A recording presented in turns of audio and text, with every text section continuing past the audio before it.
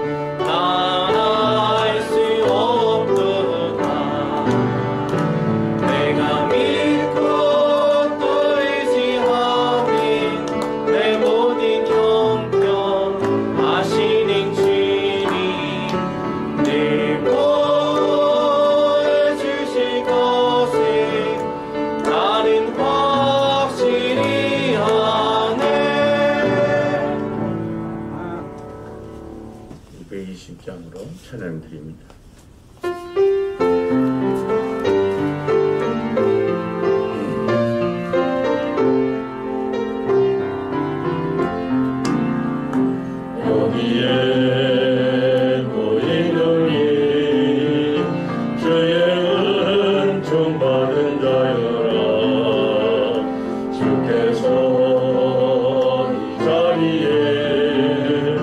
함께 계심을 아무리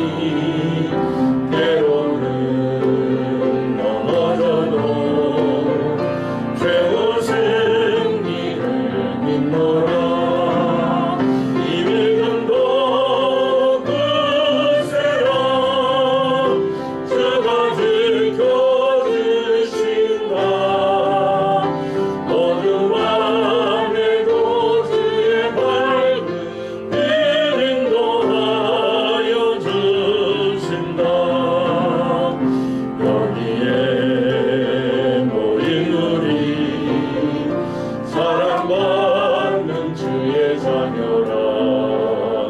주께서 뜻하신 바 우리 통해 펼치신 바 고통과 슬픔 중에 꼭 주님 의지하오니 어려운 이겨내고 주님도 찬양하라. 누구세요 주가 지켜주신다. 어둠 밤에도 주의 밝은 빛도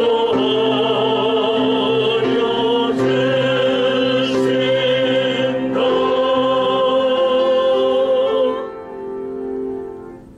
육배 26장으로 인내 찬양 드립니다.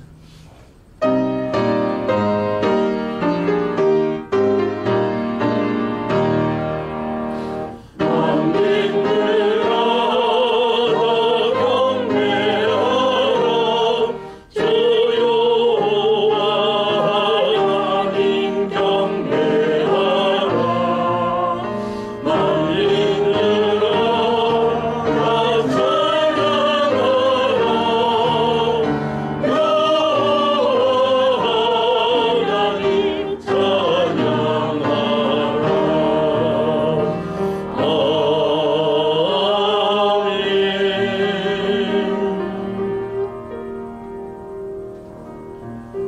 너희 의인들아 여호와를 즐거워하라. 찬송은 정직한 자들이 마땅히 할 바로다. 수금으로 여호와께 감사하고 열줄 비파로 찬송할지어다. 새 노래로 그를 노래하며 즐거운 소리로 아름답게 연주할지어다. 여호와의 말씀은 정직하며 그가 행하시는 일은 다 진실하시도다.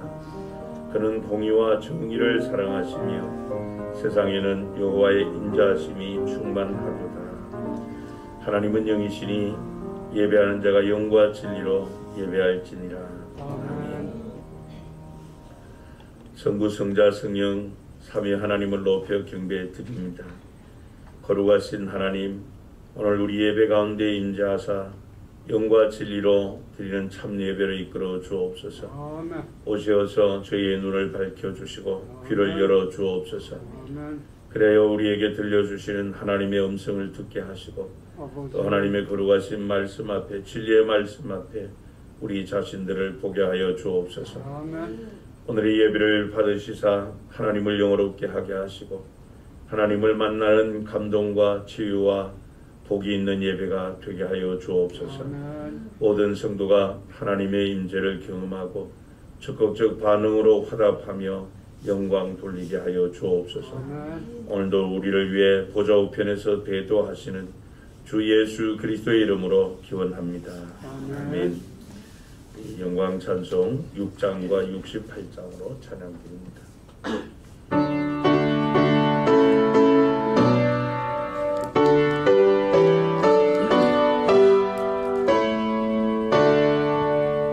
목소리 높여서 주 찬양하여라. 영광과 권세와 정의와 위엄을 오늘이 다스리는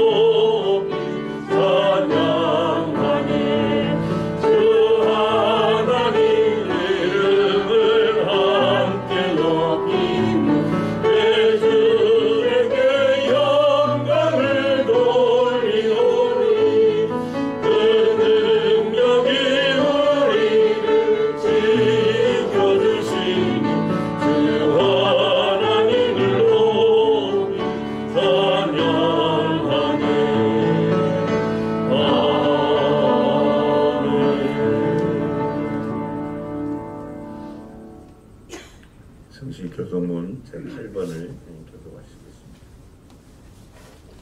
어리석은 자는 그의 마음에 이르기를 하나님이 없다 하는도다. 그들은 부패하고 그 행실이 가증하니 선을 행하는 자가 없도다. 여호와께서 하늘에서 인생을 굽어 살피사 지각이 있어 하나님을 찾는 자가 있는가 보려 하신즉 다 치우쳐 함께 더러운 자가 되고 선을 행하는 자가 없으니 하나도 없도다. 죄악을 행하는 자는 다 무지하냐 그들이 떡 먹듯이 내 백성을 먹으면서 여호와를 부르지 아니하는도다. 그러나 거기서 그들은 두려워하고 두려워하였으니 하나님이 의인의 세계에 계시리로다. 너희가 가난한 자의 계획을 부끄럽게 하나 오직 여호와는 그의 피난처가 되시도다. 이스라엘의 구원이 시온에서 나오기를 원하도다.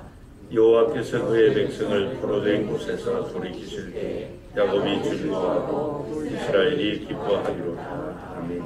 사도신경으로 신앙 고백드립니다. 전하사 천지를 만드신 하나님 아버지를 내가 믿사오며 그 외아들 우리 주 예수 그리스도를 믿사오니 이는 성령으로 잉태하사 동정녀 마리아에게 나시고 본디오 빌라도에게 고난을 받으사 십자가에 못 박혀 죽으시고 장사한 지 사흘 만에 죽은 자 가운데서 다시 살아나시며 하늘에 오르사 전능하신 하나님 우편에 앉아 계시다가 저리로서 산자와 죽은 자를 심판하러 오시리라. 성령을 믿사오며 거룩한 공예와 성도가 서로 교통하는 것과 죄를 사하여 주시는 것과 몸이 다시 사는 것과 영원히 사는 것을 믿사옵나이다. 아멘. 자리에 앉으셔서 찬송가 217장으로 찬양드립니다.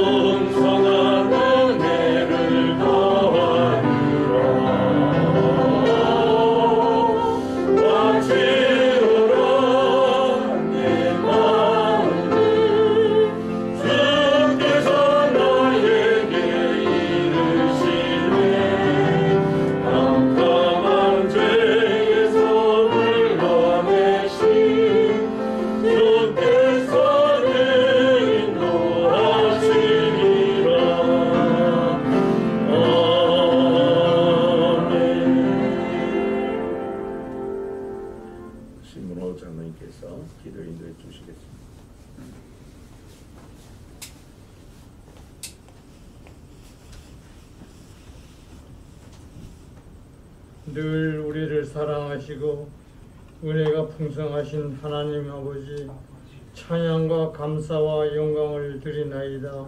오늘 저희들에게 거룩한 주일을 허락하시어 주님의 거룩한 보좌 앞에 나오게 하시니 감사합니다.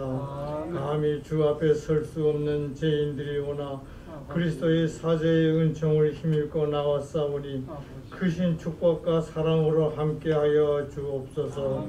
하나님 아버지, 그러나 저희들은 주님의 사랑과 은혜를 깨닫지 못하고 불충하였으며 저희들에게 명하신 명령에 순종치 못했습니다. 주의 영광을 드러내기보다는 자신의 욕심을 내세웠고 말씀대로 살기보다는 인간의 보잘것없는 생각대로 살아온 저희를 고백하오니 주께서 불쌍히 여기시고 깨끗이 씻어 주옵소서. 오늘 이 예배 함께 드리는 성도들에게 한량없는 자비를 베풀어 주옵시고 병든 자 회복되게 하옵시고 심령에 고통받는 자 치유되게 하옵소서. 가정의 여러 문제와 경제적으로 고민하여 간구하는 기도를 주께서 들어주시고 친히 응답해 주옵소서. 주님, 우리 독산교회가 교회의 사명을 다하게 하시고 썩어가고 어두운 이 세상에서 빛과 소금의 역할을 충분히 감당하게 하옵소서. 목사님의 말씀 선포하실 때 주의 능력의 장중에 붙잡아 주옵소서. 또한 예배를 위하여 수고하는 성가대의 찬양이 하늘나라에 상달될 수 있게 하시고 모든 대원들에게 크신 은혜를 허락하시옵소서. 끝까지 저희를 사랑하시는 예수 그리스도의 이름으로 기도드렸나이다. 아멘.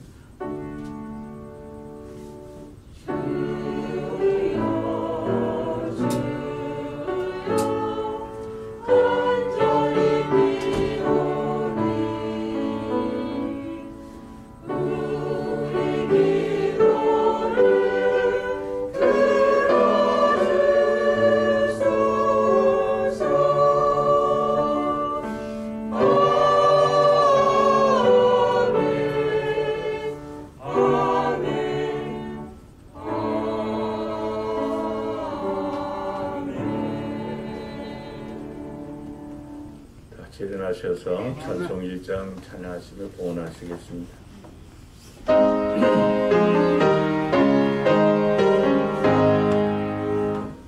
만복의 근원 하나님 온 백성 찬송 드리고 저천사여 찬송하세.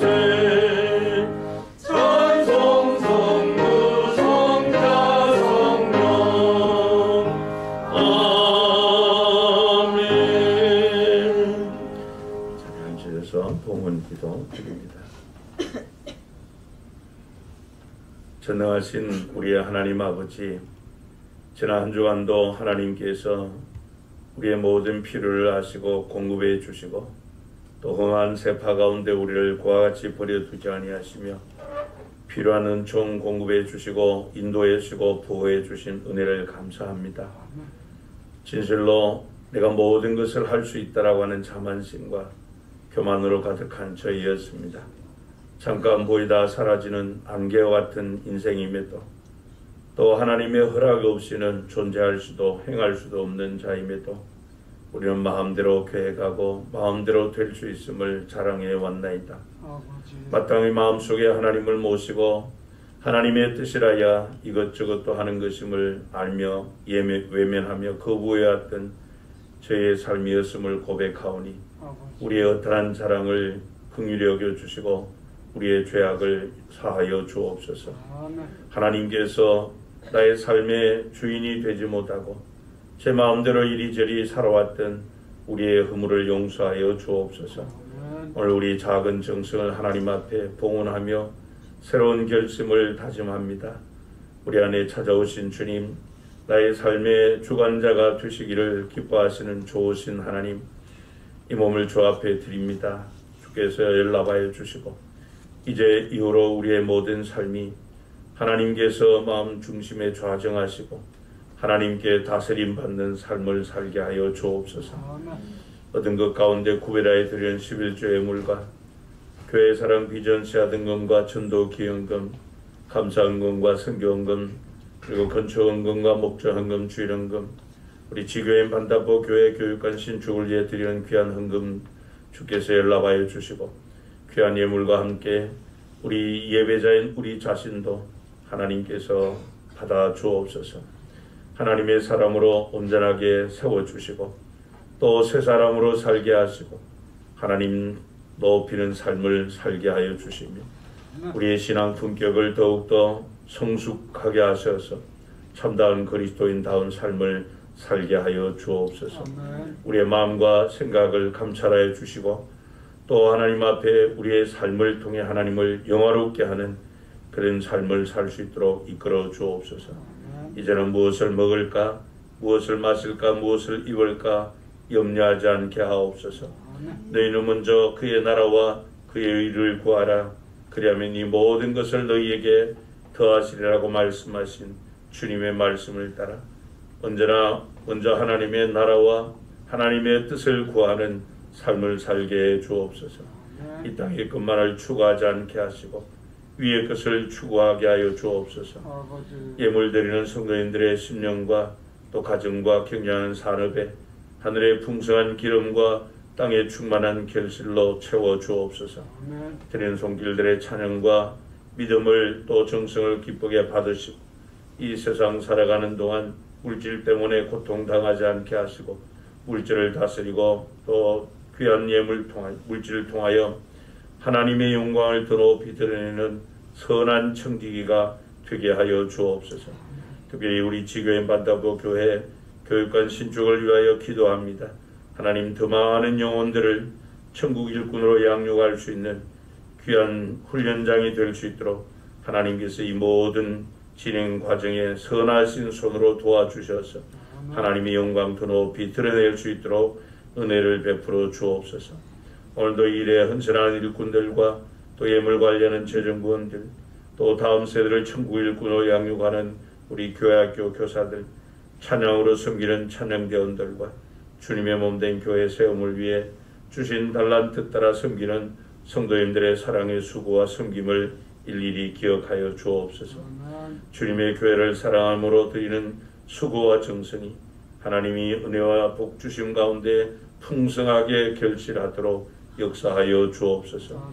오늘 주님의 날 맞이하였으나 주 앞에 예배하는 나주 못한 우리 성도들 기억하여 주옵소서. 하나님 특별히 육체의 질고로 인하여 입원하고 주의 치유의 은혜를 구하는 우리 성도님들을 기억하여 주시고 이 시간도 주님 그 병석을 찾아가 주시고 주님의 피 묻은 손으로 어루만져 주옵소서. 치유의 광선을 허락하여 주옵소서. 하나님 외국에 나가 또 유학 중에 있고 생활하는 우리 성도님들을 일일이 기억하여 주시고 희태한 길 만나지 않게 하시고 어려운 가운데서도 하나님께서 구름기둥 불기둥으로 인도하시고 보호하여 주옵소서.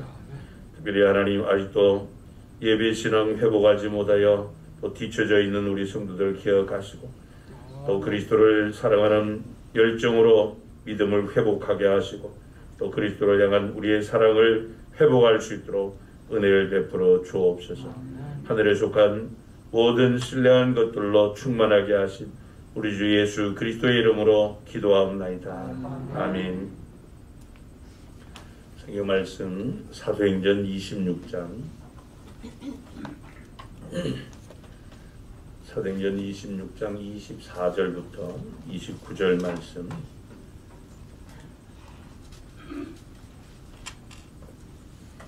한 절씩 교독하시겠습니다. 바울이 이같이 변명하며 베스도가 크게 소리내어 이르되 바울아 내가 미쳤도다. 내 많은 학문이 너를 미치게 한다 하니 바울이 이르되 스스로하여 내가 미친 것이 아니오 참되고 온전한 말을 하나이다. 왕께서는 이 일을 아시기로 내가 왕께 담대히 말하노니 이 일에 하나라도 아시지 못함이 없는 줄 믿나이다. 이 일은 한쪽 구석에서 행한 것이 아니니이다. 아그리파 왕이여 선지자를 믿으시나이까 믿으시는 줄 아나이다. 아그리파가 바울에게 이르되 네가 적은 말로 나를 권하여 그리스도인이 되게 하려 하는도다. 어릴 때의 말이 적으나 많으나 당신뿐만 아니라 오늘 내 말을 듣는 모든 사람도 다 이렇게 결박된 것 외에는 나와 같이 되기를 하나님께 원하나이다 하니라. 아멘. 할렐루야 찬양으로 하나님께 영광.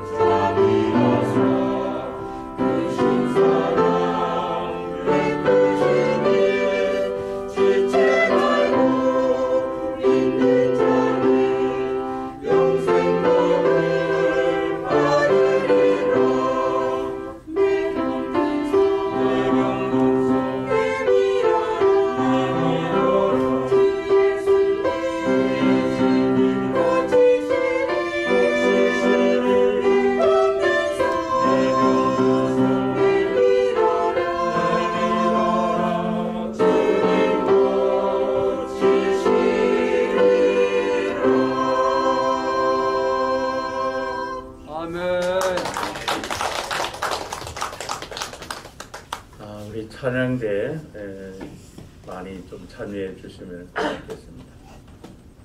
지금 우리 찬양대에서 이제 그 찬양곡을 주로 찬송가에 있는 걸 주로 위주로 많이 하니까 찬양대로 섬기실 분들은 우리 찬양대에 많이 참여해 주시면 고맙겠습니다.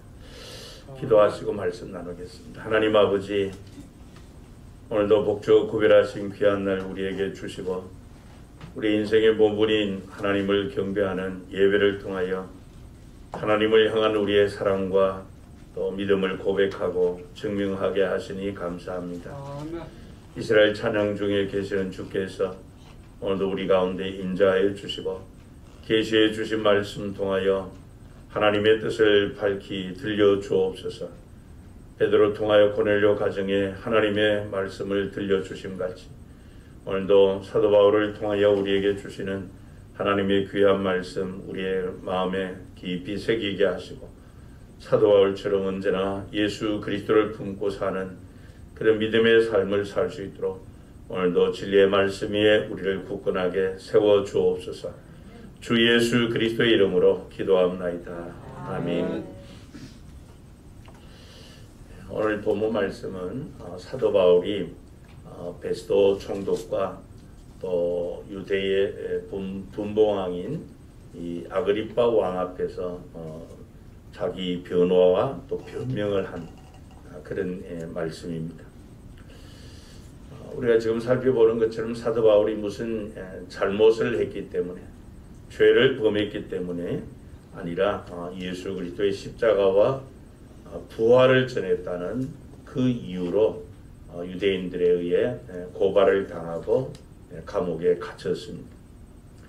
그렇지만 바울은 자신을 이렇게 고발하고 적대하는 그 유대인들에 대해 적개심이나 분노를 품거나 아니면은 또 인간적인 이런 방법을 사용해서 그 위기를 모면하려고 하지 않았습니다. 오히려 그는 그 모든 과정 가운데 하나님의 일하심에 대한 확신을 가지고 더욱 견고하게 또 외부로부터 오는 이런 위협이나 공격을 맞는데 시간을 허비하지 않고 하나님의 목적하신 뜻에 더욱더 집중하고 있습니다. 여러분 우리도 신앙생활 하다 보면은 이런 위기를 만날 때가 있죠. 주의 길을 가고 또 주님이 하라고 하신 그 일을 하다가 종종 우리가 집중력을 잃어버리고 또 믿음에서 이탈할 때가 있습니다. 어떤 어려움이나 또 예상하지 않았던 이런 힘든 한계에 직면하면은 그 모든 과정이 하나님의 주권적 섭리 가운데 진행된다라고 하는 하나님의 그 목적하심 가운데 이루어지는 하나님의 진정성을 우리가 붙들지 못하고 오히려 자신이 만난 문제 또 그것을 빨리 해결해야 되겠다고 하는 이런 압박감 때문에 시달리면서 또 마음과 신앙이 무너질 때가 없잖아 있습니다. 평소에는 우리가 하나님의 영광을 위해 살겠다 또 하나님의 뜻대로 살겠다 그렇게 각오하고 다짐한 그것이 온데간데 없고 자신이 만난 상황 때문에 두려움과 불안, 조급함에 사로잡히게 됩니다. 그러다 보면 자신이 만나고 경험한 그 일 때문에 후회하고 또 실망하며 믿음의 길에서 이탈하고 뒤처질 때가 없잖아 있습니다. 그러나 여러분 우리가 사도 바울을 생각해 볼 때 그가 주님으로부터 부름을 받고 보냄을 받은 사도이긴 하지만은 그도 마찬가지로 우리와 성정이 똑같은 사람입니다. 그도 자기를 죽이겠다고 고발하고 공격하는 사람들에 대한 왜 복수하고 싶은 마음 그런 것들이 없었겠습니까? 참 억울하고 분통한 이런 마음들 어떻게든 그것을 좀 해결해 보고 싶은 그런 마음을 품을 수 있죠. 아무런 잘못도 없고 이유도 없이 지금 감옥에 갇혀 있습니다. 아니 죄를 짓고 감옥에 갇혀 있는 사람도 자신이 이 감옥에 갇혀 있는 것을 막 억울해 한다고 하는데 아무런 잘못 없이 지금 감옥에 갇혀 있으니까 그야말로 당해보지 않는 사람은 그 심정을 이해할 수 없을 겁니다. 그래서 우리가 평상시에 한 사람의 그 믿음을 측정해 본다 하는 것은 결코 쉬운 일이 아닙니다. 그러나 이 아주 절박한 상황에 처한다든지 아니면 또 감당할 수 없는 이런 한계에 도달하게 되면은 우리의 신앙의 밑바닥이 드러나기 시작할 수밖에 없습니다. 이런 일들을 우리는 이 코로나 사태를 통해서 이미 경험했지 않습니까? 이 코로나 사태가 터져서 3년 동안 우리가 지나오면서 예배도 자유롭게 드릴 수가 없었고 또 소그룹 모임도 제대로 가질 수가 없었고 심지어 또 예배를 드리러 교회에 오는 것조차도 제약을 받은 그런 과정들이었습니다. 이렇게 3년을 보낸 결과가 지금 어떻습니까? 통계에 의하면은 우리 한국 교회의 약 한 5분의 1 정도 되는 1만 교회가 문을 닫은 것으로 그렇게 통계가 나와 있습니다. 그런가 하면 그 후유증이 모든 교회 모든 성도에게 지금 영향을 주고 있습니다. 우리가 코로나 사태 이전으로 신앙을 회복하려고 하면은 더 많은 노력과 시간이 필요할 것입니다. 이렇게 한번 손상을 입게 데미지를 입게 되면은 이 원상 복구 완전 회복 이런 것들이 불가능할 때가 많습니다. 그렇기 때문에 우리가 신앙생활을 하면서 이 위기 때 믿음의 자세가 그래서 중요한 것입니다. 어떻게 보면 지금 사도 바울은 그의 일생 가운데 가장 큰 위기를 만났습니다. 자칫 한번 실수하게 되면은 돌이킬 수 없는 그런 결과를 초래할 수도 있죠.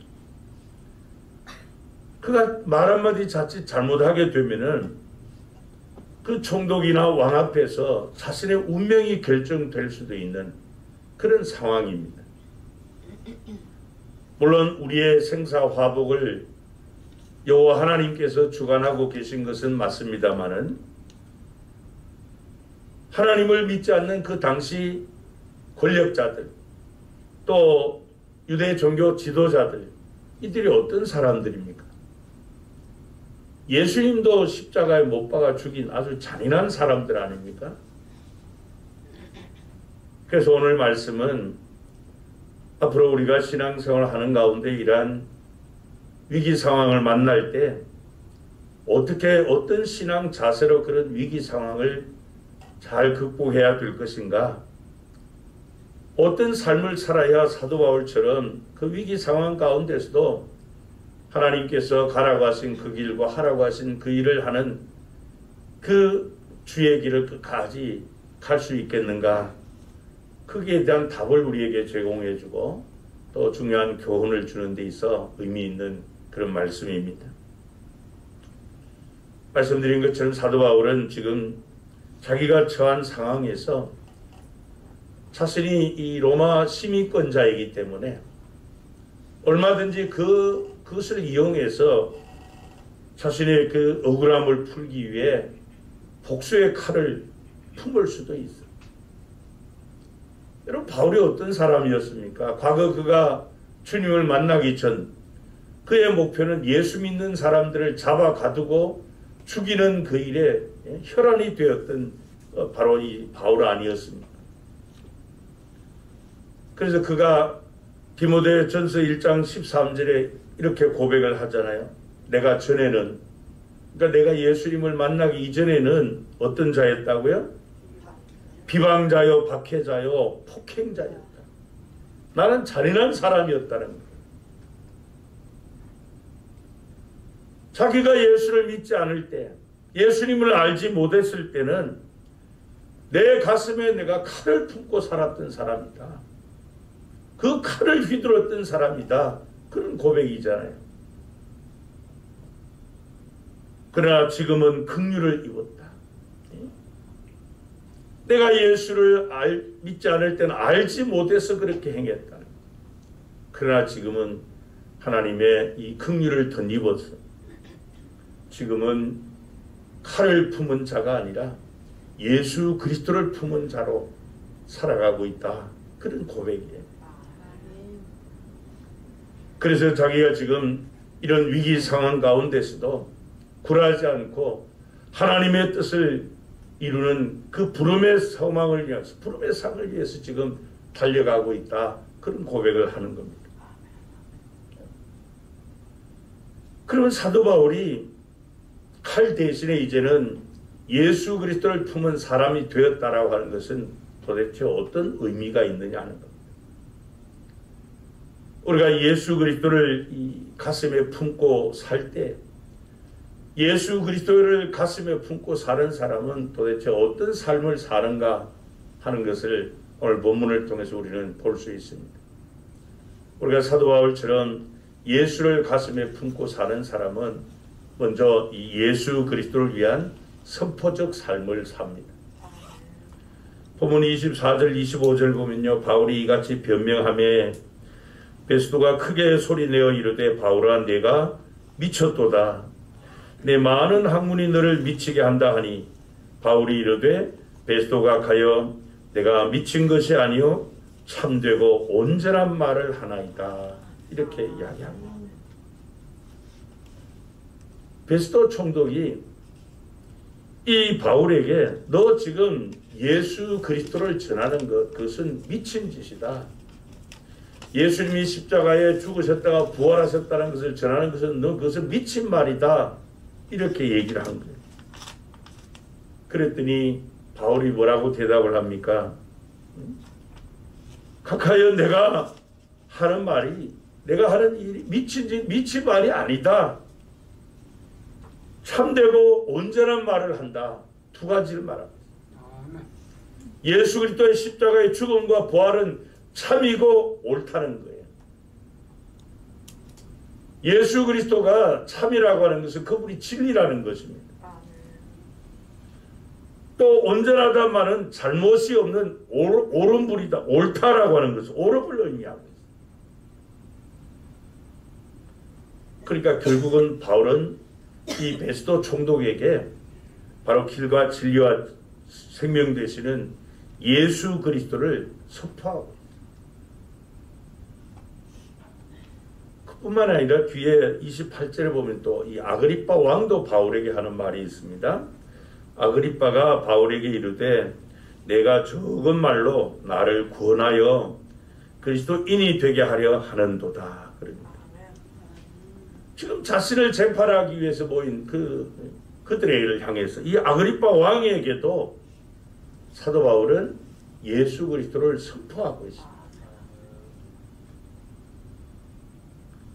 이렇게 언제나 사도 바울은 어떤 상황 또 어떤 사람 앞에서든지 그리스도를 선포하는 이런 선포적 삶을 살았던 것입니다.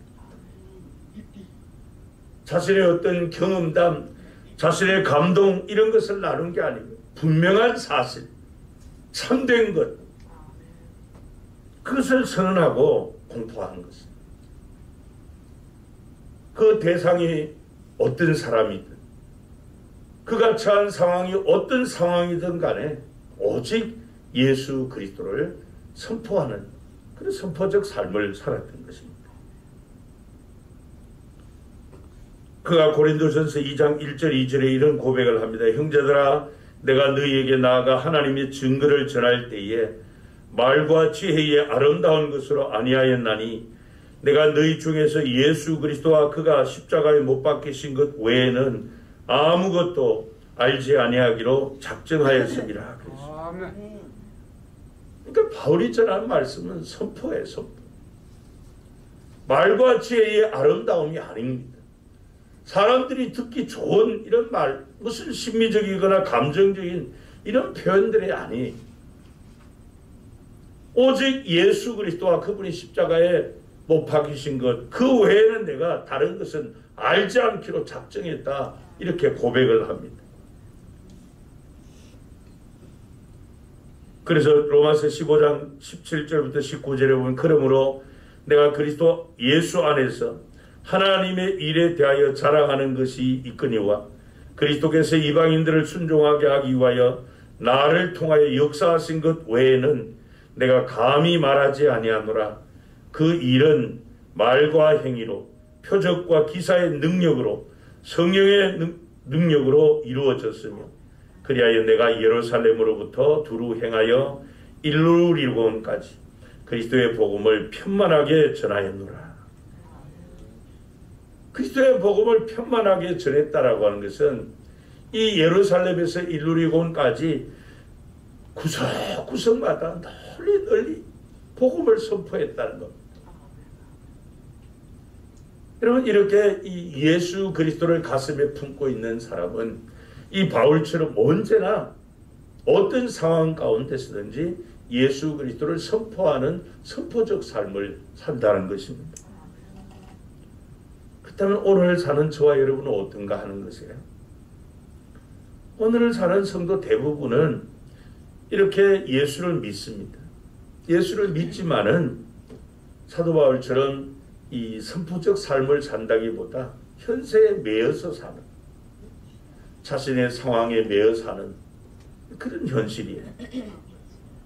그러다 보니까 지금 하나님께서 나를 통해서 무엇을 하기를 원하시는지 하나님의 뜻에 대한 분별력이 자꾸 약해져 갑니다.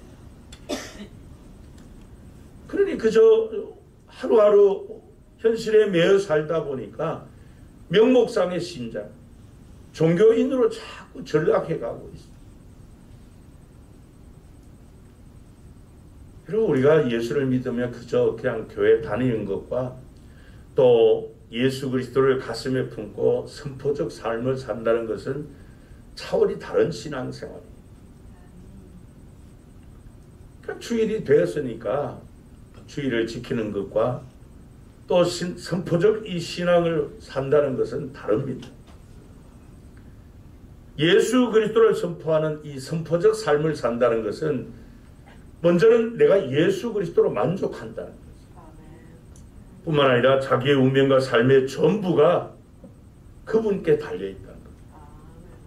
그분께 모든 것을 의탁하고 그분을 위해 살아가는 그런 삶인 것이죠.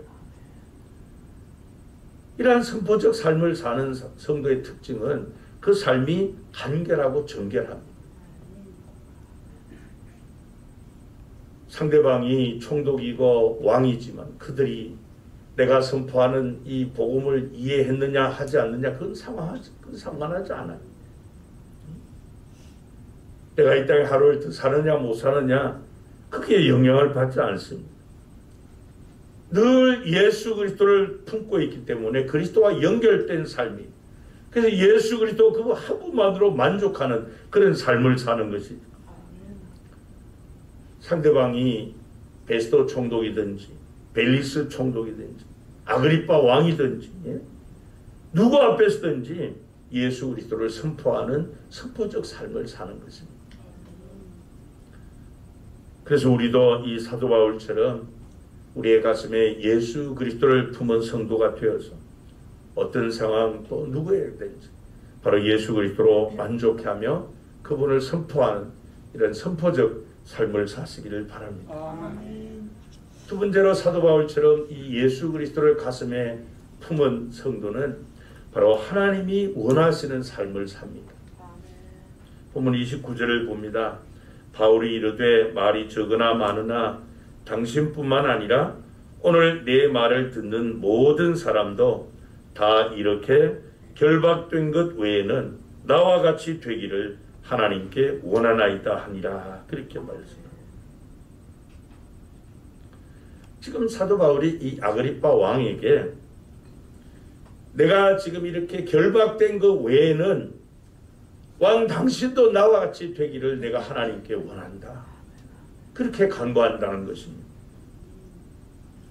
그러니까 여러분, 예수 그리스도를 품고 사는 사람은 예수 그리스도를 선포하는 선포적 삶만이 아니라 하나님이 원하시는 삶을 산다는 것입니다. 말씀드린 대로 바울도 지금 이 어려운 상황 가운데서 자신이 로마의 시민권을 가진 자이기 때문에 얼마든지 그것을 내세워서 결박에서 풀려나고 자유로운 몸이 될 수 있습니다. 억울한 옥살이를 하지 않기 위해서 적당하게 타협할 수도 있고 조금만 자신이 양보하면은 이 불편함에서 벗어날 수 있습니다. 그런데 바울의 선포가 뭡니까? 여러분 모두가 내가 결박된 것처럼 이것 외에는 다 당신들이 나와 같기를 나는 간절히 원한다. 무슨 말이에요, 여러분? 나의 결박을 풀어달라는 그런 의미가 아닙니다. 지금 내가 오해받고 억울한 형편에서도 하나님이 원하시는 일을 하겠다는 거예요. 하나님이 원하시는.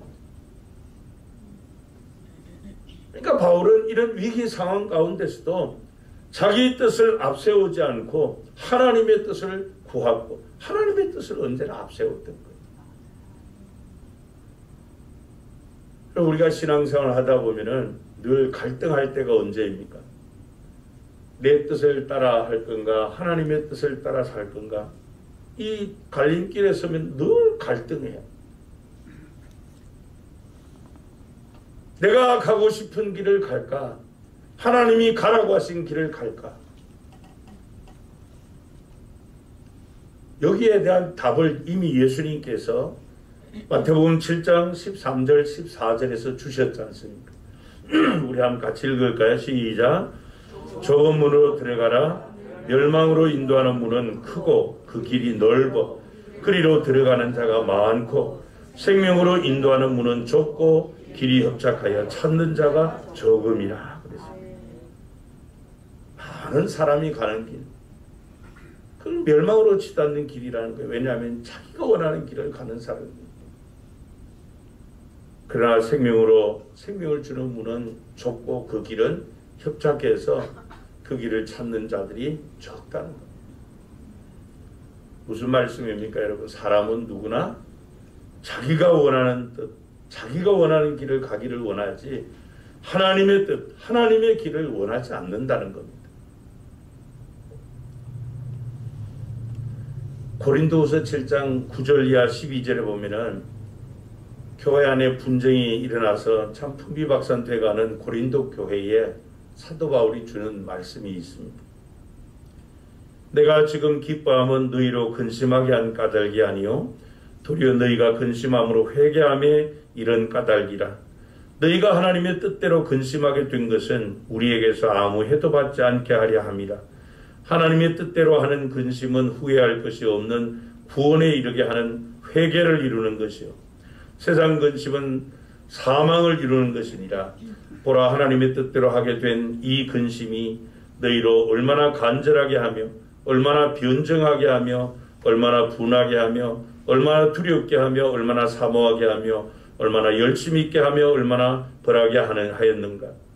너희가 그 일에 대하여 일체 너희 자신의 깨끗함을 나타내었느니라. 그런즉 내가 너희에게 쓴 것은 그 불의를 행한 자를 위한 것도 아니요 그 불의를 당한 자를 위한 것도 아니요 오직 우리를 위한 너희의 간절함이 하나님 앞에서 너희에게 나타나게 하려 함이로다. 그렇게 말씀합니다. 고린도 교회가 이렇게 분쟁이 있고 다툼이 일어난 이유가 하나님의 뜻을 앞세우게 하는 것이라 성도들 개개인 자기들의 뜻을 앞세웠기 때문에 고린도 교회가 이런 어려움을 당하고 있다는 겁니다. 그 어려움을 당한 이 고린도 교회가 회복되는 길은 바로 서로 헐뜯고 정죄하는 것이 아니라 모든 성도가 하나님의 뜻대로 회개하는 것이다. 이렇게 말씀하고 있습니다. 여러분, 신앙 공동체에서 교회에서 일어나는 대부분의 문제, 갈등, 무슨 충돌, 분열의 원인 이런 것들은 전부가 하나님의 뜻을 앞세웠기 때문이 아니고 사람의 뜻을 앞세웠기 때문에 일어나는 현상들입니다. 여러분, 우리 교회가 추구하고 모든 지상교회가 원하는 이 초대 원형교회는 어땠습니까? 사도행전 2장 42절의 이하에 보면 그들은 날마다 성전에 모여서 하나님을 찬미하고 기도하고 믿는 모든 사람이 한마음 한뜻 되어 서로 돌보고 필요를 채워주고 그랬더니 하나님께서 날마다 구원받는 사람을 더하게 하셨다. 이렇게 말씀하지 않습니다. 그러니까 이 교회는 하나님의 뜻을 앞세우고 하나님의 일하시는 방법을 따라야만 하나님이 역사해 주신다는 겁니다. 하나님의 뜻을 앞세우면 언제나 하나님은 일하시는 하나님이시라는 것을 말씀해 주고 있습니다. 여러분 생각해 보세요. 바울이 지금 얼마나 억울합니까? 마음이 괴롭죠. 자신이 지금 미결소 신분이니까 이거 언제 풀려날지 아니면 언제 죽을지 알 수 없습니다. 그런 상황에서 시간이 계속 흘러가니까 그의 심신이 지칠 수밖에 없습니다. 그런 가운데서도 자칫 그가 하나님을 향한 이 분별력, 집중력 이런 것들이 떨어질 수도 있어요. 그러나 바울은 흔들리지 않습니다. 왜냐하면 그의 가슴에 예수를 품고 있기 때문에. 그래서 흔들림 없이 자신을 통해서 하나님이 하실 일, 자기를 저 로마로 보내서 그 당시 세계 중심인 이 로마의 복음을 전하고 주님의 교회를 세우고 그로 말미암아 세계 복음화를 이루고자 하는 그 하나님의 뜻을 알고 있었기 때문에 담대하게 이 아그리파 왕 앞에서도 예수 그리스도를 선포하며 왕도 나처럼 내가 이 결박된 것 외에는 나와 같이 되기를 원한다고 하나님의 원하시는 그 일을 할 수 있었던 겁니다. 그가 로마서 12장 2절에 말씀합니다. 너희는 이 세대를 본받지 말고 오직 마음을 새롭게 함으로 변화를 받아 하나님의 선하시고 기뻐하시고 온전하신 뜻이 무엇인지 분별하도록 하라. 그렇게 말씀하고 있습니다. 여러분 이렇게 사시기를 바랍니다. 언제나 어떤 상황 가운데서도 하나님의 선하시고 기뻐하시고 온전하신 뜻이 무엇인가 하는 것을 분별해야만 우리의 이 믿음이 흔들리지 않습니다. 우리의 중심이 무너지지 않습니다. 믿음의 길에서 이탈하지 않게 됩니다. 자신을 통해서 이 로마 복음화를 이루기 위한 그 하나님의 뜻을 따라야 했던 바울처럼 우리도 이 땅 복음화와 또 주님의 교회인 이 사도행전 교회 세움을 위해서 모든 성도가 이 예수 그리스도를 가슴에 품고 하나님의 뜻을 이루는 그런 삶을 살 수 있기를 바랍니다.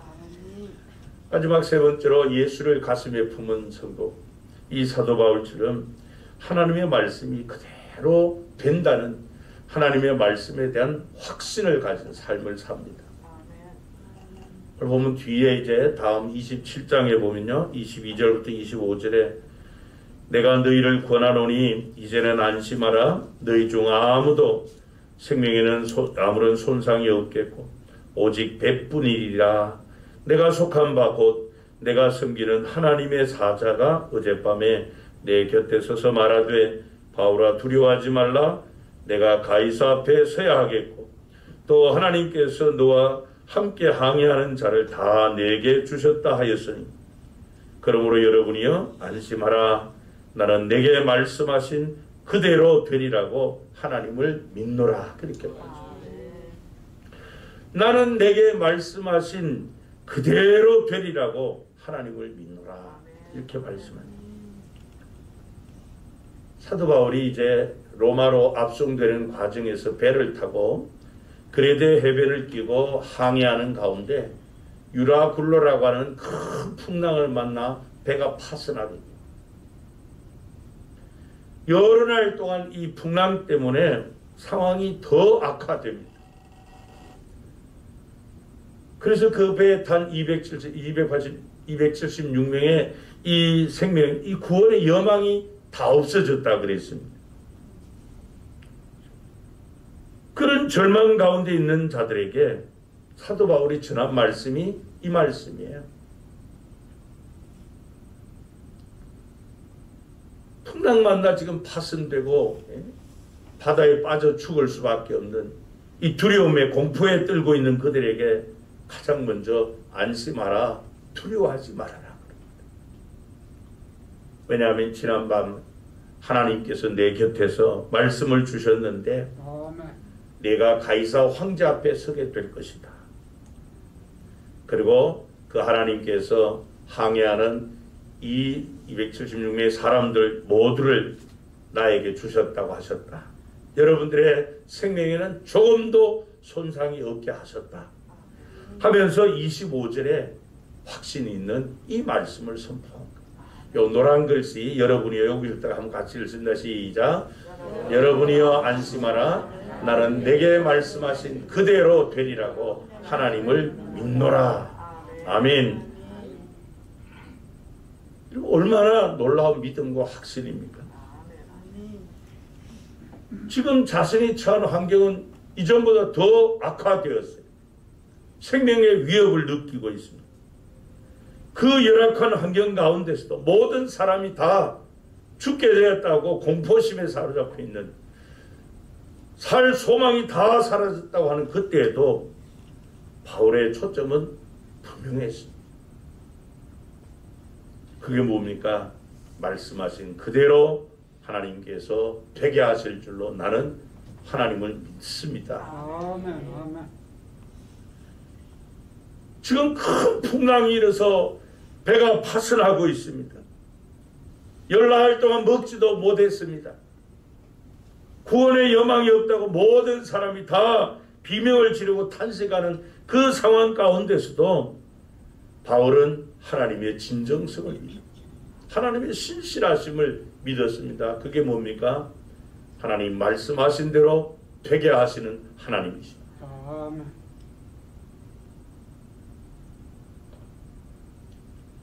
사도 바울이 로마서 4장 17절부터 22절에 이런 말씀을 합니다. 기록된 바 내가 너를 많은 민족의 조상으로 세웠다 하심과 같으니 그가 믿은 바 하나님은 죽은 자를 살리시며 없는 것을 있는 것으로 부르시는 이시니라. 아브라함이 바랄 수 없는 중에 바라고 믿었으니 이는 내 후손이 이 같으리라고 하신 말씀대로 많은 민족의 조상이 되게 하려 하심이라. 그가 100세나 되어 자기 몸이 죽은 것 같고 사라의 태가 죽은 것 같음을 알고도 믿음이 약하여지지 아니하고 믿음이 없어 하나님의 약속을 의심하지 않고 믿음으로 견고하여져서 하나님께 영광을 돌리며 약속하신 그것을 또한 능히 이루실 줄을 확신하였으니 그러므로 그것이 그에게 의로 여겨졌느니라. 그러니까 무슨 말씀입니까? 지금 바울이 가진 이 믿음은 구약시대 때 아브라함이 가졌던 믿음과 같은 믿음이다. 아브라함은 나이가 100세입니다. 부인도 더 이상 자녀를 생산할 수 있는 그런 신체 조건이 아니었습니다. 그런데도 하나님께서 아브라함에게 주신 말씀이 내 자손이 저 하늘의 별같이 바다의 모래같이 많게 해주겠다. 열국의 아버지가 되게 해주겠다는 그 약속의 말씀을 조금도 의심 없이 그대로 받아 믿었다는 것. 아멘.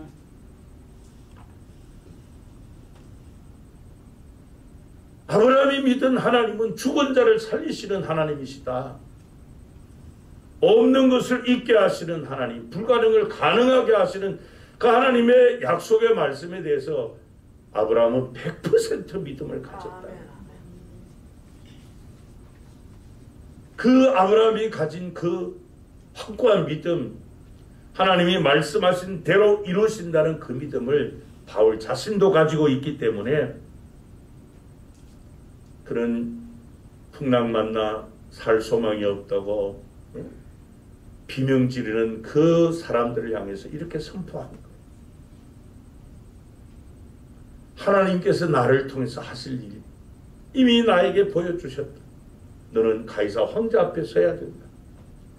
세계의 복음화를 위해서 중심 핵심 도시인 이 로마에 하나님의 복음을 전하고 주님의 교회를 세워야 된다. 하나님이 나에게 주신 말씀이 있다. 그대로 하나님은 이루어 주실 것을 믿는다는 것이죠. 여러분, 하나님이 쓰시는 사람은 어떤 세상적 기준에 충족되는 사람이 아니라는 것을 알 수 있어요. 하나님은 어떤 사람을 쓰십니까? 하나님이 말씀하신 대로 그대로 이루어진다. 말씀하신 대로 하게 되게 하신다는 이 약속의 말씀에 대한 100% 믿음을 가진 사람을 통해서 하나님은 일하십니다. 그러나 믿음이 있다고 하면서도 하나님의 말씀을 의심하거나 부정하거나 또 불신하면 하나님은 그런 사람들을 통해서 일하지 않으신다. 하나님께서 출애굽한 이스라엘 백성 요단을 건너 이제 가나안 땅에 들어갈 이스라엘 백성에게 모세를 통해서 주신 말씀이 신명기 아닙니까? 그 신명기 28장 1절부터 7절에 보면은 내가 내 하나님 여호와의 말씀을 삼가 듣고 내가 오늘 네게 명령하는 그의 모든 명령을 지켜 행하면 그래 이게 전제 조건입니다. 내 하나님 여호와께서 너를 세계 모든 민족 위에 뛰어나게 하실 것이라. 내가 내 하나님 여호와의 말씀을 청종하면 이게 또 전제 조건입니다.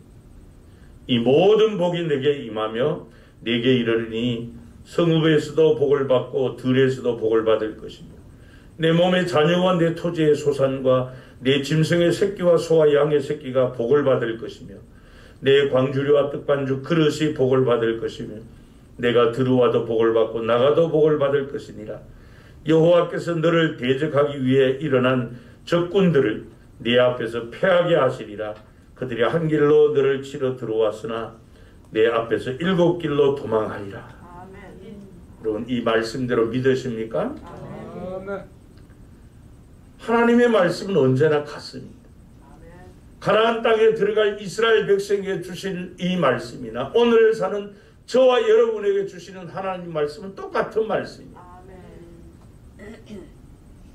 하나님은 말씀하신 대로 이루시는 분이시다는 그 믿음을 가질 수 있기를 바랍니다. 바울은 이렇게 하나님의 신실자심, 하나님의 진정성을 믿었기 때문에 점점 더 나빠지는 그 열악한 상황 가운데서도 이 하나님에 대한 확고한 믿음을 가지고 있어요. 하나님은 말씀하신 대로 이루신다. 여러분 믿음이 뭐가 믿음입니까? 믿음은 하나님의 말씀을 100% 믿고 순종하는 것이 믿음이에요. 그게 온전한 믿음. 99.9% 믿음이 아니고 100% 믿음.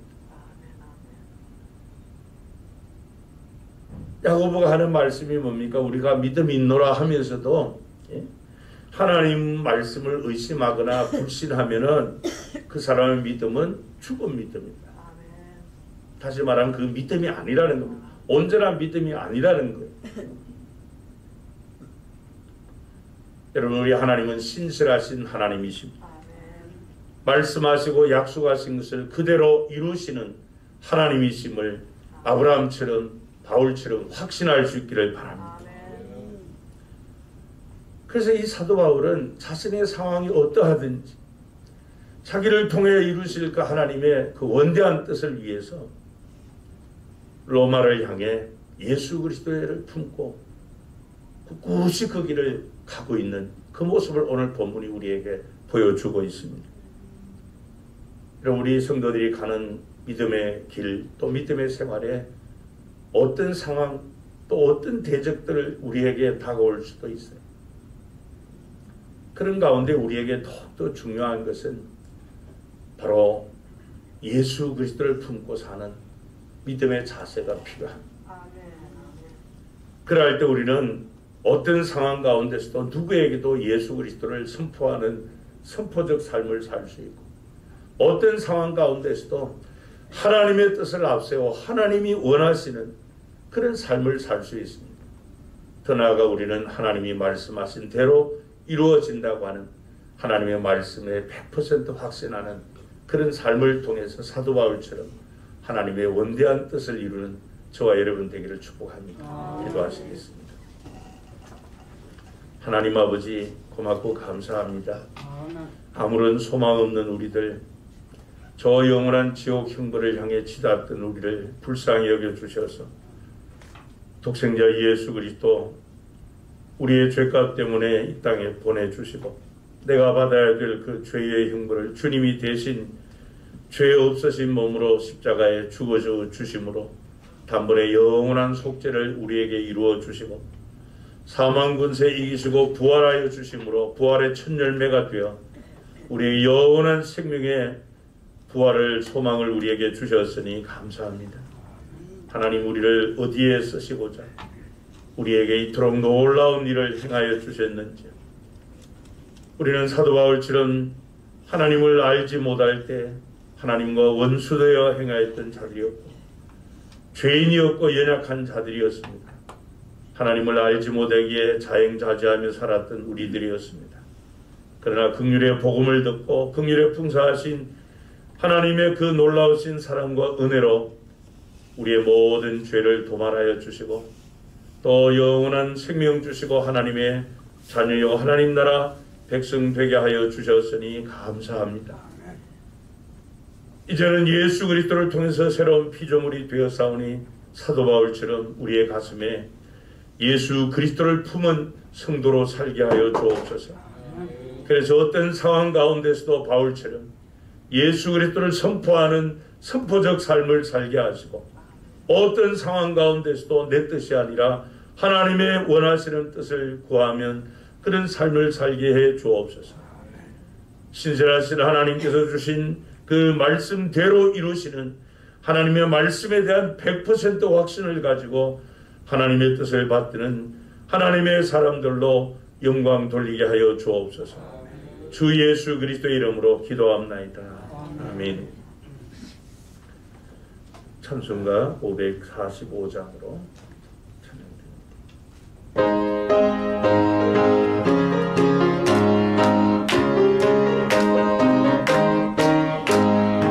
믿음의 아무 증거 아니 배워도 믿음만을 가지고서 늘 걸으며 이기의 아무 소리 아니 들려도 하나님의 약속 위에 서리라. 걸어가세 믿음 위에 서서 나가세 의심버리고 걸어가세 믿음 위에 서서 윤곽 위에 아무 증거 없어도 이 눈이 보기에는 어떠하든지 이미 얻은 증거대로 늘 믿으며 이 맘에 의심 없이 살아갈 때에 우리 소원 주 안에서 이루니 걸어가세 믿음 위에 서서 나가세 의심 버리고 걸어가세 믿음 위에 서서 윤곽 위에 아무 증거 없어도 주님의 거룩함을 두고 맹세한 주 하나님 아버지는 참 믿구나. 그 귀한 모든 약속 믿는 자에게 놓지 못할 무슨 일이 있을까.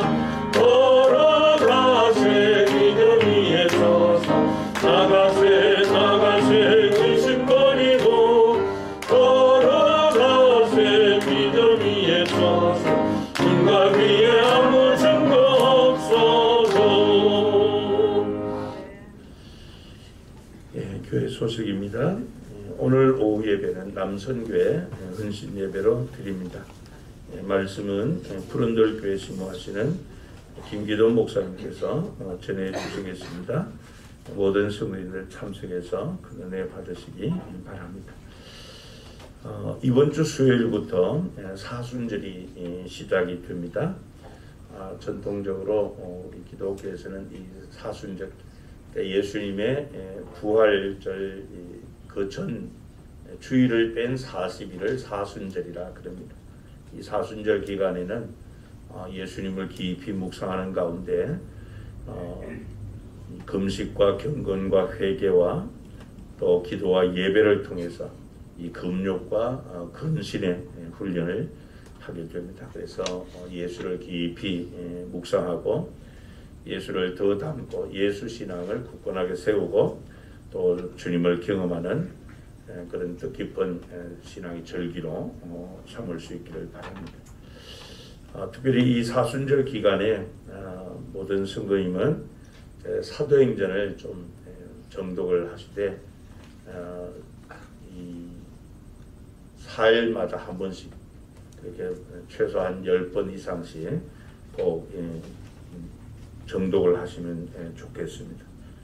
그래서 모든 성도님이 이 사도행전 교회에 대한 비전을 확고하게 가질 수 있기를 바랍니다. 그 다음 세 번째 광고는요. 프리셉트 성경 공부 시작합니다. 우리가 2020년도에 시작하려고 했다 코로나 사태 때문에 중단을 할 수밖에 없었는데요. 프리셉트 성경 공부는 귀납법적 성경 공부 방법입니다. 이번에는 이제 야고보서 하는데 약 한 15주 정도 계획하고 있습니다. 3월 4일 첫째 토요일부터 시작하려고 하는데요. 매주 토요일 오전 10시 30분에 중고등부실에서 모입니다. 지금 이 프리셉트 성경연구원에서 이 야고보서 교재가 품절이 돼가지고 이번 주간에 다시 또 찍는다고 합니다. 그래서 다시 이번 주 중에 이제 구입해서 다음 주일날 이제 공부 참여할 분들 교재를 사무실에서 받아가시면 되겠습니다. 우리 교회 지교인 반타보 교회, 태국 치앙라에 있는 우리 교회가 세운 이 반타보 교회 이제 성도 수가 많이 늘어나고 학생 수가 많아져서 지금 있는 그 예배당 시설로는 좀 부족해서 교육관을 신축하기로 그렇게 당에서 개발했습니다. 그래서 더 많은 학생들 천국 일꾼으로 양육할 수 있도록 또 가족 다음 세대 복음화를 위해서 우리 반타보 교회가 안디옥 교회처럼 그렇게 쓰임 받기를 원합니다. 교육관 신축 비용은 1,000만 원 정도 계획을 하고 있고요. 또 헌당식은 그 동리 전체 잔치하는 날입니다. 그래서 돼지 한 2-3마리 잡고 이렇게 잔치를 하기 때문에 그 잔치 비용과 부대 비용에서 한 500만 원. 제가 이 예산 잡아보니까 한 600만 원 정도 이런데 하여튼 그 정도 지금 범위 안에서 진행하려고 합니다. 여러분들이 많이 기도해 주시고 또 기도하는 마음으로 헌금에 동참해 주시면 고맙겠습니다. 헌금 봉투는 현관에 있는 헌금 봉투와 함께 준비되어 있습니다. 그리고 이 헌당식에 참여하실 분들은 2월 말까지 꼭 한번 신청해 주시면 고맙겠습니다. 왜냐하면 이 항공권 예약 관계 때문에 벌써 우리가 가려고 하는 그 시각에 비행기 조회해 보니까 벌써 반 정도 이미 다 찼더라고요. 보니까. 그래서 우리가 선택할 수 있는 좌석이 뒤로 자꾸 밀리던데요. 2월 말까지 신청해 주시면 고맙겠습니다. 자세한 일정은 신청하시는 분들 안에서 말씀을 드리도록 그렇게 하겠습니다. 올해 전도 대상자들 한 성도가 꼭 3번씩 이렇게 가슴에 품고 그분들의 영혼 구원을 위해서 1년 동안 기도하며 집중해서 복음을 전할 수 있도록 3명씩 선정하시고 선정되신 분들은 전도 대상자 카드 그 봉투 옆에 있으면 현금 봉투 옆에 있는데 좀 작성해서 헌금함에 넣어주시면 고맙겠습니다. 교우 소식입니다. 우리 박오성 집사님 지금 몸이 너무 안 좋아가지고 안양 샘병원에 입원해 계시는데 사투를 벌이고 있습니다. 여러분들이 많이 기도해 주시기 바랍니다. 그리고 우리 박필규 선거님이 내일 모레 화요일 날 간 50% 이렇게 절제 제거하는 수술을 합니다. 여러분들이 위해서 기도 많이 해주셔서 건강한 모습으로 다 회복될 수 있도록 그렇게 기도해 주시면 고맙겠습니다. 앞뒤 좌에 있는 분들과 함께 인사 나누며 축복합시다. 바울처럼 예수님을 품고 삽시다.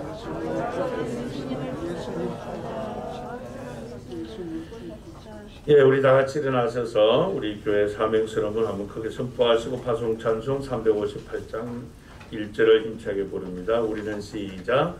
우리는 함께 열정으로 예배하고 사랑으로 교제하고 믿음으로 전도하고 열심으로 훈련하고 기쁨으로 사역한다. 아멘.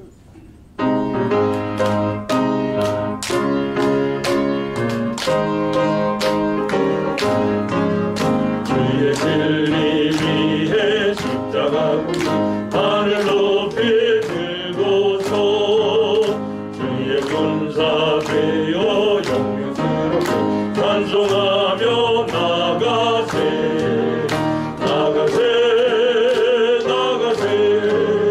주 예수만을 위하여